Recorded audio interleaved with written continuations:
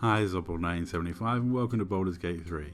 Now, this, as you'll recognise, is the opening fight from Baldur's Gate 3, and this time I've chosen to take a bard and have sleep, the most powerful low-level spell, because you could just put everything to sleep and then it's free crits for all.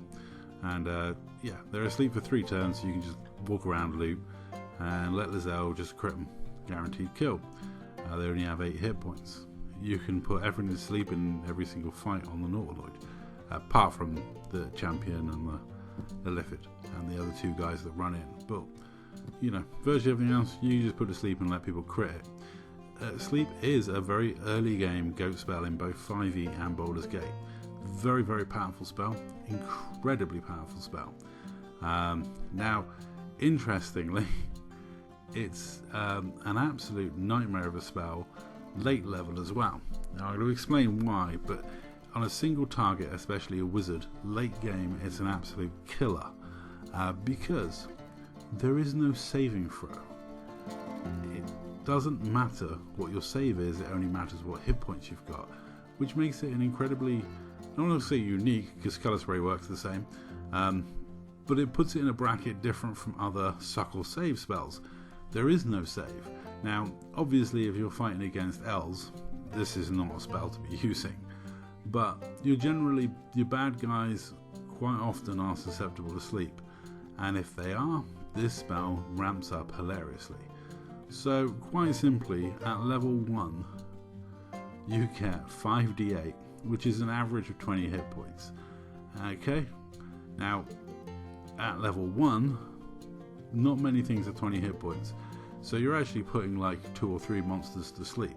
And in a big fight, taking 3 goblins out of the equation, even if it just wastes the other turns waking them up, is huge. It's massive. It's monstrous. But late game, wow. This is where you look at the scaling of the spell and realise it's actually way more deadly than you first gave it credit for. Because late game, you're looking at 2d8 additional d8 for every level above first. So if your big bad is a really powerful spellcaster, a wizard for example, their hit points are pretty much going to be in line with the spell. You're not going to get that. You have to even get lucky to knock a wizard out. So if you're up against a high level wizard and you cast high level sleep, you're probably in for joy. The only thing they can do to defend themselves is counterspell, which relies on them seeing you cast this spell. So cast it when they're not looking, or cast it while you're invisible or in hiding, and suddenly they've got no saving throw, they're out. Legendary resistances, not a factor. And let's face it, as soon as a wizard is down on the floor asleep and someone can get an automatic crit hit on them, well, your rogue sneak attack damage, you know, is going to do very, very nasty things to a wizard. And there's nothing stopping you doing it more than once.